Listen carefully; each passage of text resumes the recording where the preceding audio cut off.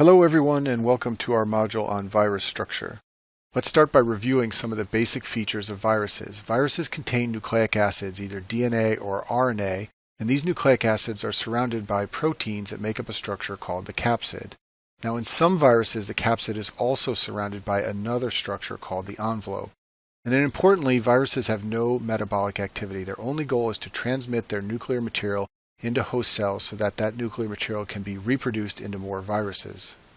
So here's a picture of the basic structure of a virus. There are nucleic acids in the center, that's called the genome. Those nucleic acids are surrounded by a capsid, and then in this case the capsid is surrounded by an envelope. And then the envelope often contains glycoproteins, which are important for attachment to host cells and infection of host cells. Most capsids have one of two common shapes. The first common type is a helix. This is a helical capsid drawing on the right side of the screen. The other common shape is an icosahedron. This is a drawing of an icosahedral capsid on the left side of the screen. An icosahedral capsid looks kind of like a soccer ball. And both of these structures are made up of multiple identical copies of the same protein, and that's the way viruses like to make their capsids. They synthesize one protein and put multiple copies together to form either a helix or an icosahedron. Next, let's talk about envelopes. So viruses are called either naked or enveloped, depending on whether or not they have an envelope surrounding their capsid. And the envelopes are lipid membranes that are acquired from the host cell during assembly of the virus. Usually the virus acquires this from the cell plasma membranes, but there are some exceptions. Some viruses acquire their envelope from the nuclear membrane or the endoplasmic reticulum. There are often viral glycoproteins embedded in the membrane, and these can be used so that the virus can bind to host cells.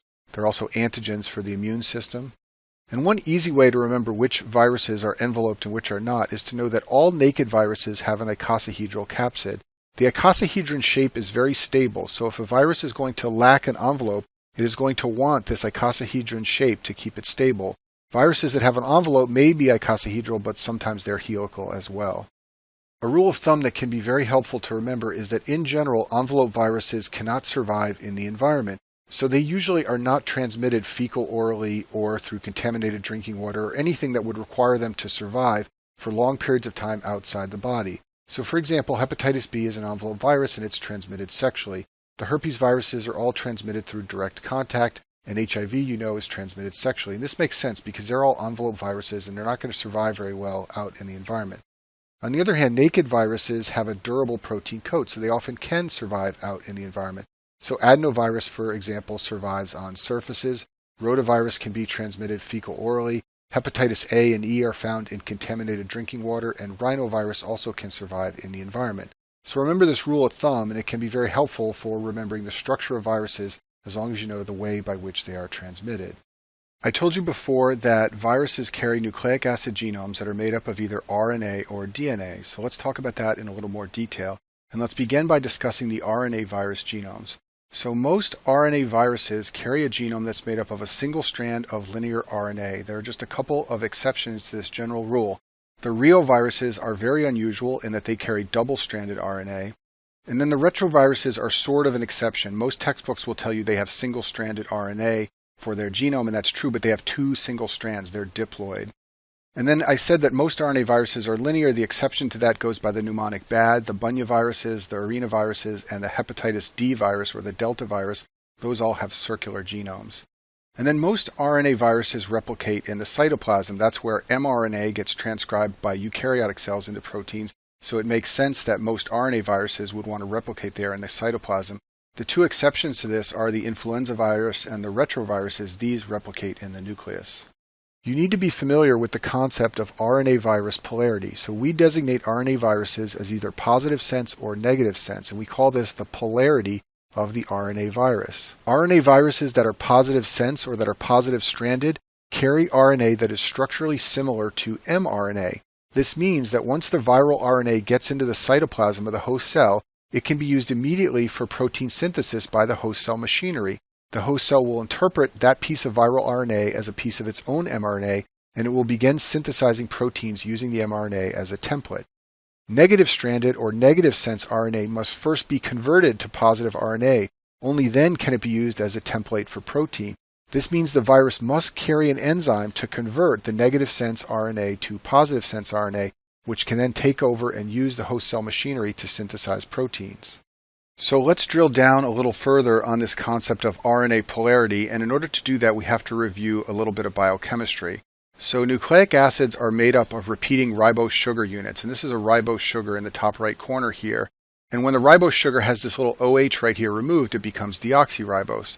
So DNA stands for deoxyribonucleic acids, and the ribo is for the ribose sugar, and RNA stands for ribonucleic acids, and that ribo is also for the ribose sugar. Now we number the carbons on the ribose sugar starting with the one right next to the oxygen. Let's look at this picture in the middle here. So we've got carbon number 1, and then number 2, and then number 3, and then number 4, and then number 5 is up here. So attached to the one carbon is always some base, and in this case we've shown a guanine base. And as you know, nucleic acids are made up of different bases. And the RNA bases are uracil, guanine, adenine, and cytosine, and they often just go by the first letter of their name, U, G, A, and C. So the way that the nucleic acids are built is that the 5' carbon right here is always attached to a phosphate group, which then attaches to the oxygen hanging off the 3' carbon on the next ribose molecule. And this is how nucleic acids are built, from monomers of these ribose molecules attached to bases and then phosphorylated to another ribose. But the most important point here is to understand how we name the different ends of the nucleic acid. So one end of the polymer will have a phosphate group hanging off it. It will not be attached to another ribose molecule. And that end with the phosphate is called the 5' end. Another end of the nucleic acid will have an OH group hanging off of the 3' carbon of one ribose molecule, and we call that the 3' end. So this direction from the 5' to the 3' end is very important for determining the polarity of RNA inside of RNA viruses. So a positive sense RNA virus will look something like what I've shown at the top of the screen here. There will be a 5' end and a 3' end, and between them will be a series of bases that make sense. These bases can be interpreted by ribosomes and synthesized directly into proteins. What a negative sense RNA virus will look like is something like what I've drawn here. It will have a 3' end and a 5' end, and the nucleic acids will not make sense. They will not be translatable into proteins in their state in which they're found inside the virus. However, the enzyme RNA polymerase can come in and make a mirror image copy of this negative sense RNA. It will flip the 3' end to become the 5' end, and it will change the 5' end to become the 3' end, and then it will flip each base. So as you know, G's and C's go together and A's and U's go together. So every G will become a C and every A will become a U. And once it flips all the bases, it will now have created a strand that looks just like that positive sense strand I drew up above, and that can now be directly synthesized into proteins. So let's talk about the enzyme RNA polymerase. Recall that human cells make RNA from a DNA template strand. This is called transcription, and the enzyme that does this is called DNA-dependent RNA polymerase. So this enzyme is going to synthesize RNA polymers, that's the RNA polymerase part of the name, by depending on DNA as the template. Viruses, on the other hand, need to make RNA directly from RNA, and there's no readily available human enzyme to do this, so the virus has to bring or synthesize its own enzyme, and this enzyme is going to be called RNA-dependent RNA polymerase. So it's going to synthesize RNA polymers, but it's going to depend on an RNA strand as the template, as opposed to the human cells, which depend on a DNA strand as the template. So now let's talk about how RNA polymerase can be used by positive and negative sense RNA viruses. First, let's consider the case of a positive sense RNA virus. It will bring in a piece of RNA that looks just like messenger RNA, so the host cell ribosomes in the cytoplasm will immediately begin using it as a template for the synthesis of proteins. One of the proteins that will be created will be an RNA polymerase, which will then make a negative sense copy of the positive sense RNA that came into the host cell with the virus. RNA polymerase will also then use the negative sense RNA strand as a template to create multiple positive RNA strands that are the viral genome. Now you've got lots of viral proteins present and lots of viral genomes present, and these can all be packaged together to make more virions that can then be released, and this is how the virus infects cells and multiplies. The case of a negative sense RNA virus is a little bit different. So a piece of RNA with negative polarity infects the cell, and because it has negative polarity, it doesn't look like mRNA, and it can't immediately be used by the host cell ribosomes in the cytoplasm. This means the virus must bring with it its own enzyme RNA polymerase in order to begin reproducing itself. That enzyme RNA polymerase will make a positive copy of the RNA. So now we've got a positive strand of RNA that looks like messenger RNA. Now those ribosomes can convert this into proteins, In addition, that positive sense RNA strand can be used by RNA polymerase to make multiple copies of the negative RNA strand, which are the viral genome. Now you've got proteins present, you've got viral genomes present, and you can package them together into new virions. There are two RNA viruses which are retroviruses. The most famous of these is HIV, but there's another one called human T lymphotrophic virus. And both of these viruses have a genome that's composed of two strands of positive sense RNA. These viruses carry an enzyme called reverse transcriptase, which uses the RNA as a template to make a double strand of DNA, just like we typically find in human cells. These then go through the normal process of transcription inside the host cell to be converted into mRNA, which then uses ribosomes in the cytoplasm to create copies of the protein. So these have a very unique mechanism by which they reproduce. Now let's talk about viruses that have DNA for their genome. These viruses have either a circular strand or a linear strand of DNA inside their capsid, and most viral DNA genomes are double-stranded. The one exception is parvovirus, which has only a single strand of DNA.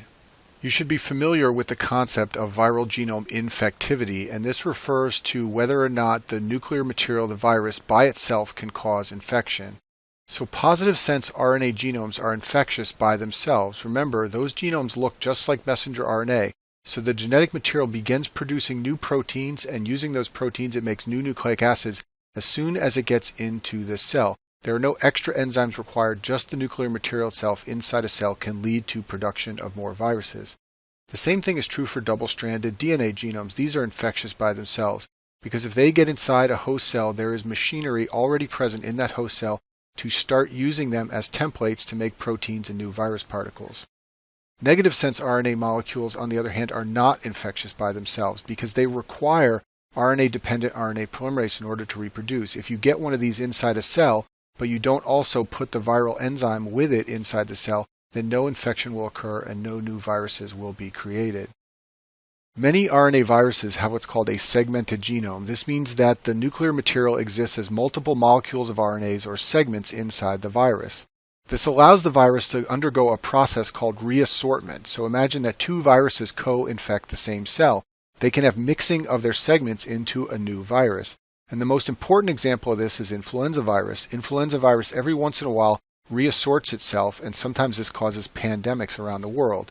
There are 4 families of viruses that carry segmented genomes, and you can remember them by the mnemonic BOR, which stands for bunyaviruses, orthomyxoviruses, which includes influenza, arenaviruses, and reoviruses.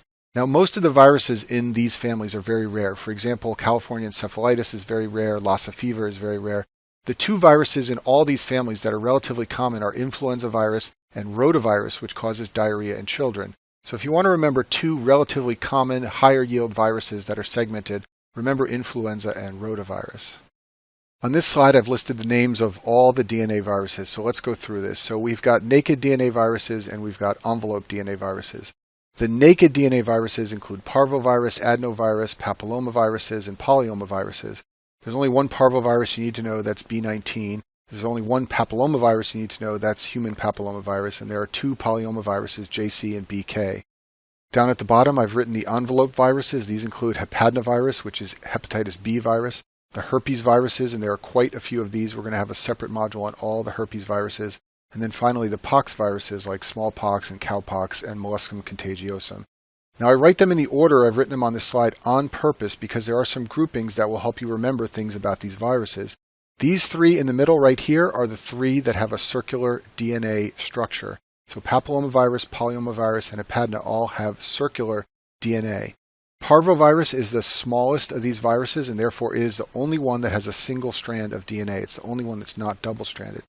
Pox virus is the largest of the DNA viruses, and therefore it's the only one that replicates in the cytoplasm. I think of it as being too big to fit in the nucleus, which is where all the rest of these reproduce.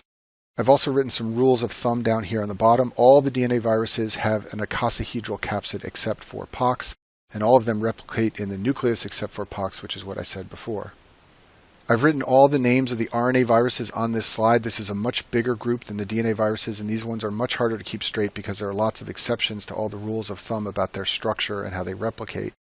At the top, I've listed all the positive sense RNA viruses, and at the bottom, the negative sense RNA viruses. All the positive sense RNA viruses have an icosahedral capsid except for coronavirus. That's why it has this little asterisk here. I've also written that here down at the bottom of the screen. Then there are naked icosahedral capsid positive sense RNA viruses and enveloped icosahedral capsid positive sense RNA viruses. And finally, all of the negative sense RNA viruses have a helical capsid, and they're all enveloped. The names of them I've written down the side here, and I won't go through them all in this module, but in the module on RNA viruses, I'll go through and name all these families and each of the viruses and talk about the infections that they cause. Some general rules of thumb are down here at the bottom. All of these RNA viruses are single-stranded except for the Rio viruses, which are right here. They all replicate in the cytoplasm except for influenza and retroviruses. So influenza is an orthomyxovirus, and the retroviruses are both right here. All RNA viruses have a linear genome except for the BAD viruses, and BAD stands for bunyavirus, arenavirus, delta virus. And then finally, they're all non-segmented except for the Bohr viruses. Those are the ones that have segmented viruses. So that's bunya, orthomyxo, and arena, and also the Rio viruses up here. I'll finish this module by discussing viral vaccines. So there are a couple different types of vaccines we use to vaccinate people against infections caused by viruses. The first type are the so-called live attenuated vaccines. These vaccines contain an inactive strain of the virus. Rarely they can actually produce clinical disease, and so you don't want to give a live attenuated virus vaccine to someone who's immunocompromised and doesn't have a strong immune system. The good thing about the live attenuated vaccines is that they provide long-lasting protection. They often require no boosters. Sometimes they do, but often they don't. And we use live attenuated vaccines for things like smallpox and yellow fever and chickenpox, which is caused by the varicella-zoster virus. There's also a vaccine for polio called Sabin's poliovirus vaccine, which is a live attenuated vaccine. The measles, mumps, and rubella vaccine, or the MMR vaccine, contains live attenuated viruses. And then the intranasal influenza vaccine, which is a nasal spray you use on children, also contains a live attenuated version of the virus. The next type of vaccines are called killed virus vaccines. So these are killed viruses, obviously, and there's no risk of infection because the virus is dead. However, these generate less immune response, so you often have to give boosters more often than with live attenuated vaccines. And we use killed virus vaccines for things like rabies. The injected influenza that you get every year if you get a flu shot is a killed virus vaccine. The Salk polio vaccine, which is another type of polio vaccination, is a killed virus, and so is the hepatitis A vaccine. And then the final type of vaccine is called a recombinant vaccine, and basically what you do here is use a culture to produce multiple copies of a viral protein that you use for vaccination. So you take a gene for a viral protein and you insert it either into a virus or some cells in culture. When the carrier virus or the cells grow, the vaccine protein gets copied, and then you can inject multiple copies of this viral protein into a person, and the immune system will recognize the expressed protein and create an immune response. And this is the way we vaccinate people against hepatitis B. We create recombinant proteins of the hepatitis B surface antigen and use that to vaccinate people.